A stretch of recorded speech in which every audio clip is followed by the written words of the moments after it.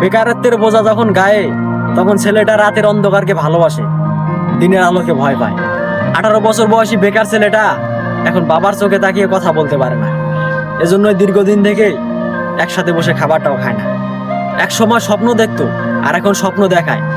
বাস্তবতার ধাক্কায় জীবন কতটা পরিবর্তন হয় একমাত্র 18 বছর বয়সী বেকার ছেলেটাই শেখায়। ঘরের বেকার ছেলেটা ঝোল হিসেবে বাবার শরীরে রক্ত পান করে, আর ভাত হিসেবে বাবার শরীরে মাংস চিবায়। হঠাৎ করে নিজের কাঁধে দায়িত্ব দেখে হতাশায় পড়ে যায়। বয়সন্ধিকালে শারীরিক পরিবর্তন ঘটে, বইয়ের মাধ্যমে আমাদের শেখানো হয়। তবে জীবন পরিবর্তনের গল্প কেন উল্লেখ হয়নি? ব্যক্তি নিজেকে কেন বুঝতে হয়? কাকেই বা প্রশ্ন করি, উত্তর তো আর মিলবে না। তবে তোমরা ছোট যারা রয়েছো, বেকারত্বকে হেয়ালি মনে করো না।